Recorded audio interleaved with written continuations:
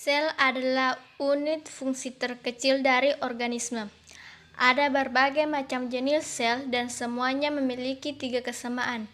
Semua sel memiliki membran sel yang memisahkan dalam sel dari lingkungannya, di mana sitoplasma merupakan cairan seperti jeli dan DNA yang merupakan materi sel genetik.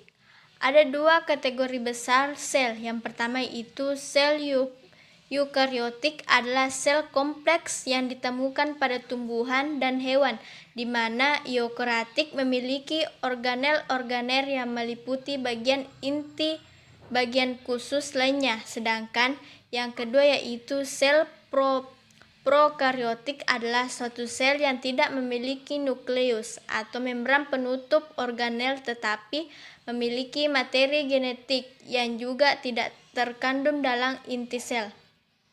Sel prokariotik juga sel yang selalu bersel atau organisme uniselular seperti bakteri.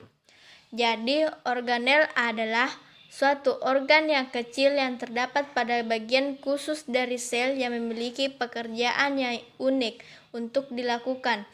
Organel memiliki inti yang dinamakan inti nukleus yang mengandung DNA yang memiliki bentuk kromatin khusus yang tersebar dalam membran nukleus atau genetik yang memerintahkan kegiatan yang sel lakukan dan bagaimana hal itu melakukannya.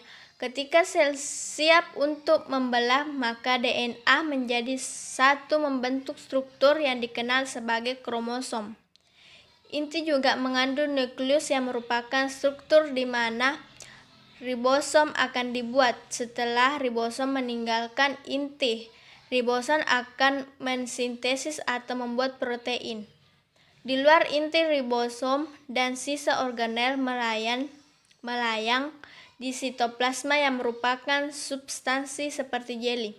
Ribosom juga dapat bergerak bebas di sitoplasma atau melekat pada retikulum endoplasma atau RE.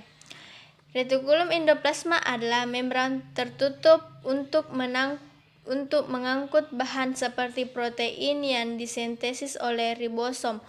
Ada 2 jenis retikulum endoplasma yaitu RER, yaitu Rock Endoplasmic Reticulum atau RE kasar, yang terdapat ribosom yang selalu melekat dari kedua SER atau Smooth Endoplasmic Reticulum. Tidak terdapat ribosom yang melekat. Pada proses pembentukannya, protein yang sudah disintesis oleh ribosom akan masuk ke retikulum endoplasma yang kemudian diangkut melalui vasikula kecil. Vasikula yang di dalamnya protein tersebut akan masuk ke dalam badan Golgi. Kemudian protein tersebut akan diubah menjadi bentuk lain. Dapat digunakan sel di mana badan Golgi melakukan dengan cara melipat-lipat protein tersebut sehingga membentuk yang diinginkan atau menambahkan bahan lain seperti lipid atau karbohidrat.